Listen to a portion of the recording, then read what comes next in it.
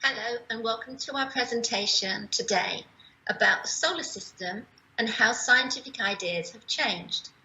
My name's Helen Ward and today I'll be working with Lydia. Hi everyone, my name is Lydia, and as Helen mentioned, today we're going to learn about our solar system and the sizes and distances of the planets. We're also going to look at how scientists' ideas change over time and how this applies to our knowledge of space. This is our Milky Way. Humans have always told stories to explain what puzzled them. For example, how the world began, or the meaning of the stars in the heavens. All stories of science involve persuading others about the way things are. While the stories of science today are more complex and involved many difficult things like quarks and dark matter, they are still put together by the same processes as science stories of the past. Today we're going to look at the changing ideas about our Earth's place in the solar system. Although it's known from cave drawings 17,000 years ago that our ancestors looked at the constellations and drew them on the walls of their cave.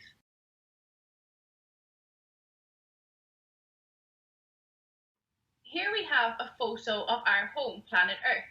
It's also known as the blue planet, for an obvious reason. As you can see, planet Earth is covered in a large amount of water. And it's because of this water that Earth is able to support life. Researchers have done a lot of investigating to see if they can find complex life on other planets within our solar system. They keep working on this, but they haven't found anything yet. It's because of water that Earth is able to support life.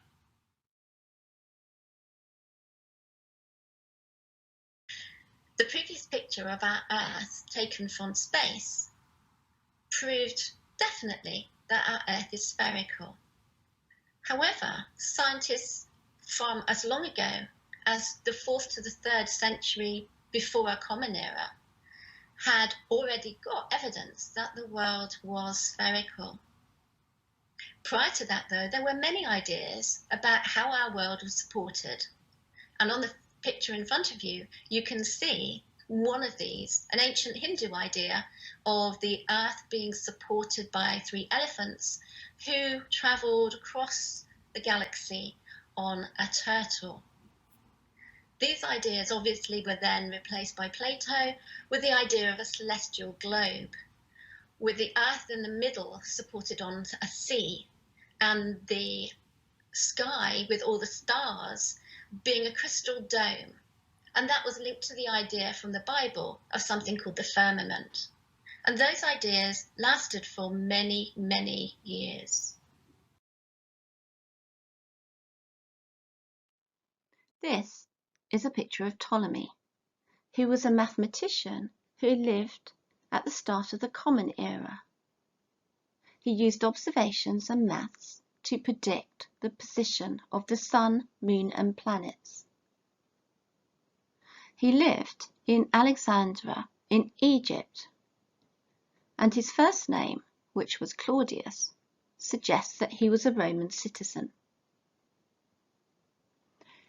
His contribution to our story is that he placed the Earth at the heart of our solar system. It wasn't an idea that was uncommon, and it had been supported since Aristotle's time. What Ptolemy did was produce a model that showed where all the planets were and how they moved. He wrote a book which was based on lots of other people's work, and it was used by many astronomers and mathematicians for more than 1,400 years. He's famous because this book was translated into Latin and also Arabic, and as a result, his ideas were spread across both the east and the western part of our world. And it was a model that was to inform science and scientific thinking for many, many years. In this slide, you can see the model that Ptolemy suggested. And sitting in the centre is our Earth, with the Moon circling round. There are a number of planets that we know of today. Have a look at the symbols, and can you see any that you know are used for other reasons? Whereabouts is our Sun? This was a geocentric model that was used to build calendars and to develop many complex ideas.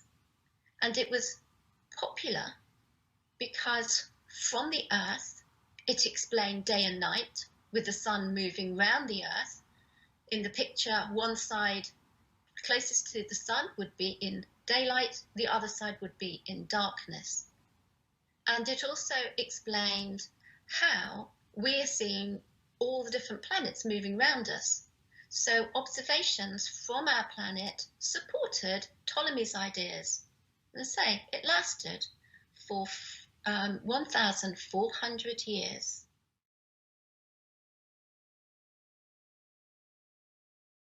Over 1,000 years later, Nicholas Copernicus was born in Poland.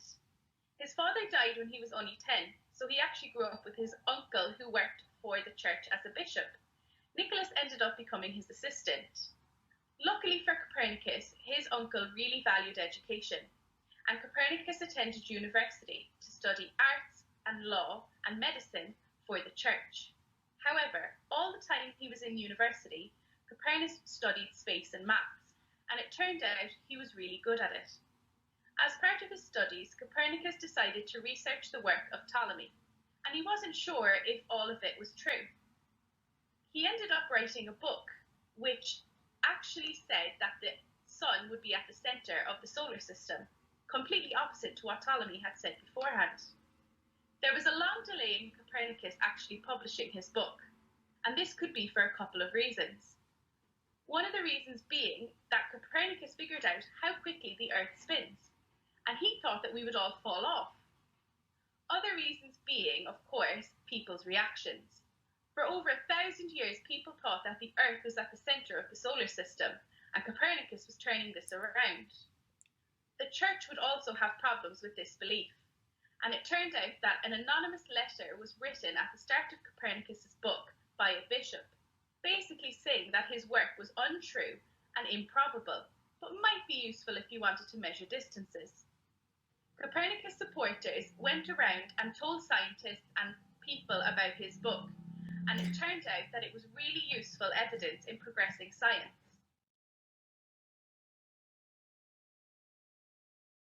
Here you can see a picture of the model that Copernicus came up with, the big difference being that the sun is now in the centre. However, if you look at this more closely, which planets are missing? And also, why do you think this might be?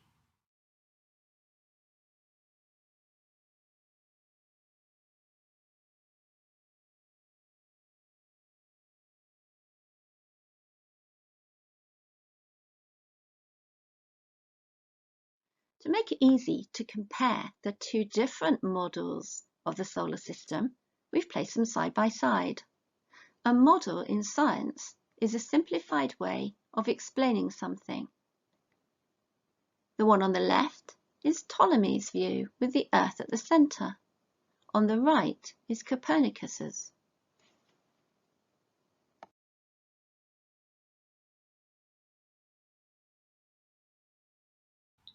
You might want to try an investigation outside.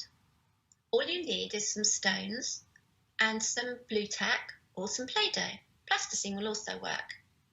Place your stones in any order that you like, and as you can see, there are the shadows. Now, Copernicus obviously created the idea, but it didn't become very popular for all the reasons that Lydia's told you about. And also because every day we could see the sun moving across the sky. What we want to do is to show you two bits of information that might help you with this idea. So the first one is your stones. And if you look on the second picture of the stones, you can see some timings. So my first question to you is, what time is the shadow that hasn't been drawn round?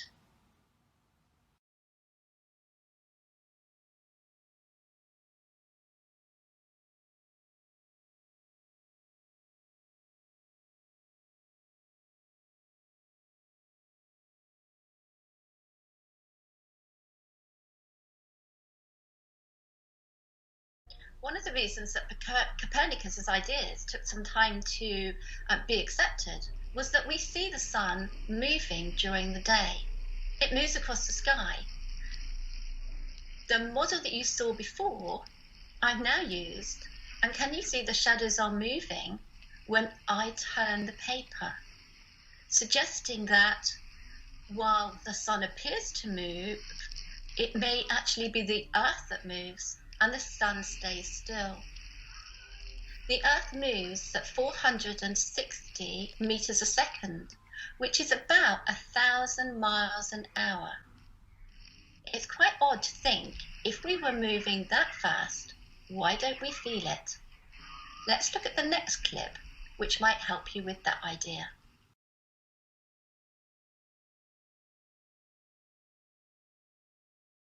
Showing in front of you is somebody on a roundabout. When you're on a roundabout and you look outwards, it looks as if the world is moving, but that you are staying stationary. And that's exactly what it feels like to be on a moving planet. Although it moves at 1,000 miles an hour, we're adapted to that and we don't notice it. And while Copernicus was worried that we would fall off, gravity keeps us on.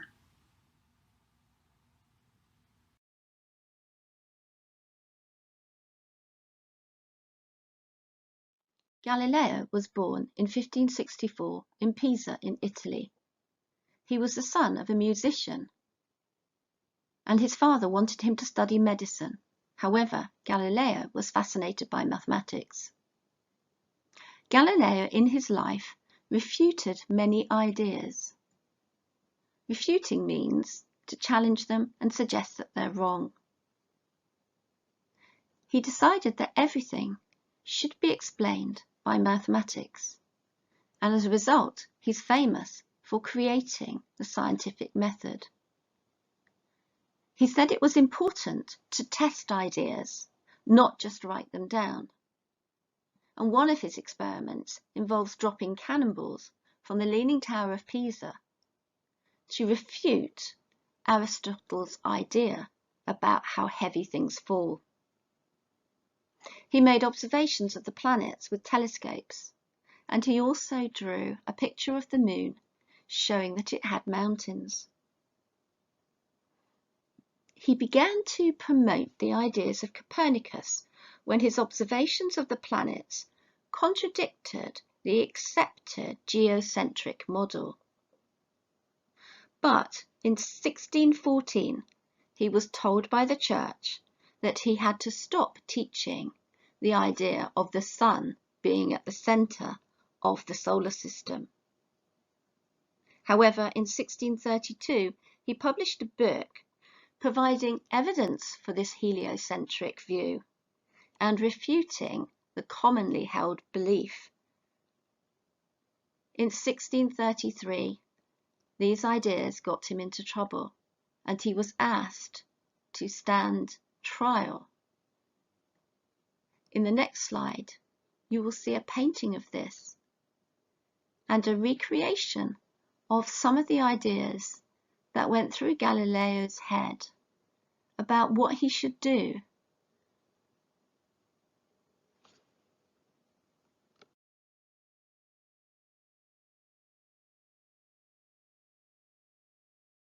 I've been put in an impossible position. This choice is so difficult to make. On one side, I'm a scientist. My life's work has revealed the truth, and it's my responsibility to tell others. Every scientist does their best to progress our knowledge of the universe. How can I keep this to myself? What I know will change the future pathway of science. I have my observations, my measurement, my data on the movement of the stars. All of this proves that indeed the Sun is at the centre of our solar system, and the Earth moves around it. On the other hand, I'm a father. If I spread my knowledge, you're telling me that my family will suffer. If you excommunicate me, my family will be shunned as well. By helping the future of science, I'm taking the future away from my family, my daughters, my son. What will they do?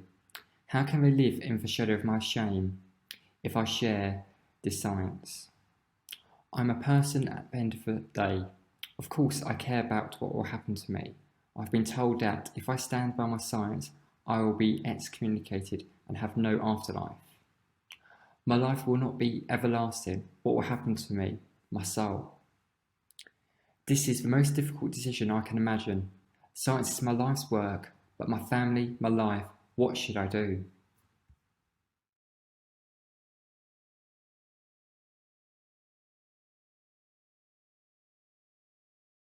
Here you can see some statements. You have to decide if they are true or false, or do you think they're an opinion? We're going to come back to this at the end of our session.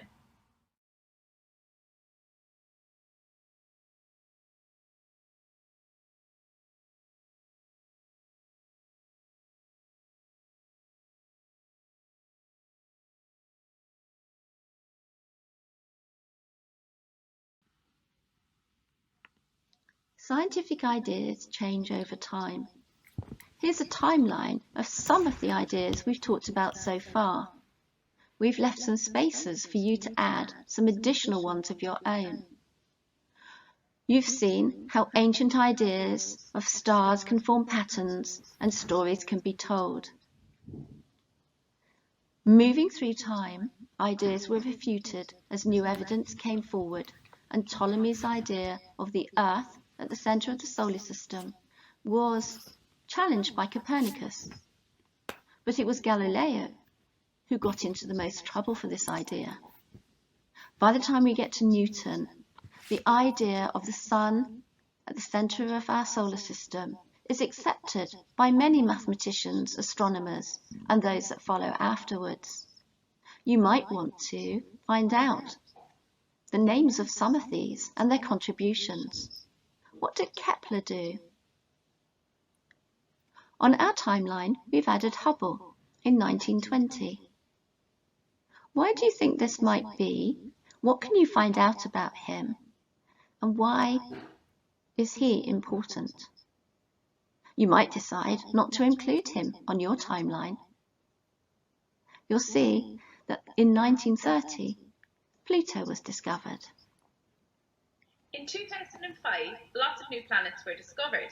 So, as a result, a Congress met and came up with new rules for being a planet. Unfortunately, Pluto did not meet all three of those criteria, so it's no longer considered a planet. Scientists are still discovering planets that are Pluto-sized and even larger. What you can do now is download your own timeline and add any information at any point in history about space discoveries. Here's a picture of our solar system. Can you name the planets? However, there's something wrong with this picture. Both the size and the distance of the planets isn't accurate. Some planets are much larger than others, and also in terms of distance, if you were to try and show the distance between the different planets in the solar system in a picture, it just wouldn't fit.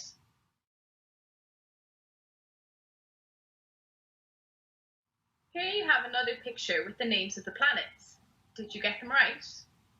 You can use a mnemonic to help you remember the names of each planet, where the first letter of each planet is in your mnemonic. This picture is a little bit better in terms of size. So you can see here the difference between, for example, the size of Mercury versus the size of Jupiter. However, this picture still doesn't show the distances between the different planets.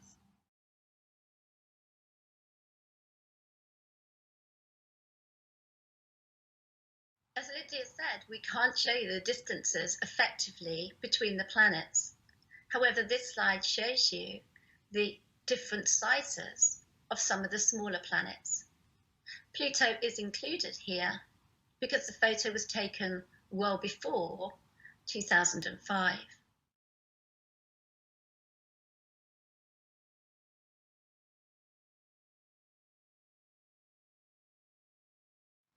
In the slides in front of you, you can see all the planets now in our solar system. Look how big the two gas planets are in comparison to our own planet Earth, which is dwarfed by Uranus and Neptune. In this picture, Saturn doesn't have the rings that you are possibly expecting.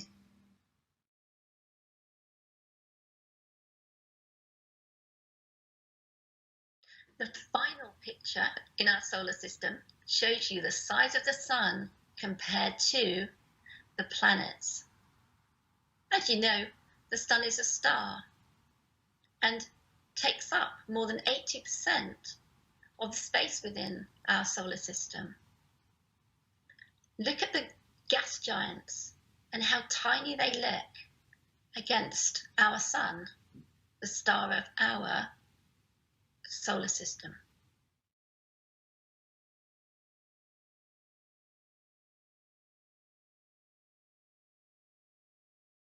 You can see in comparison to the last picture the size of the Sun in this one. Although our Sun in our solar system is really large, compared to other suns, not so much. So you've got Sirius, Pollux and Arcturus here, and you can see the difference in size. Arcturus is the fourth brightest star in the night sky and the brightest in the constellation Boötes. However, that's not even the largest star in the sky. Just goes to show you how large other things are and how small our Sun is in comparison.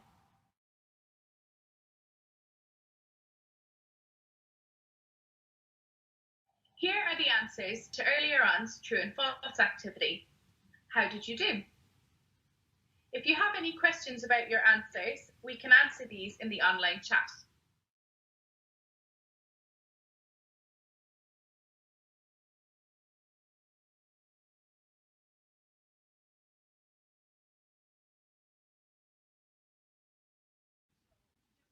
So today we've looked at how ideas in science can change, even those ideas that have been believed for thousands of years. We know that we live on a spherical Earth, in a solar system where there are many other planets, all of which spin around the Sun. We can now see that we are still learning about our galaxy and new things are always being discovered. If you would like to learn more about space, visit the STEM Learning website or the STEM Hub website. Thank you for joining us in this session. Bye-bye. Bye.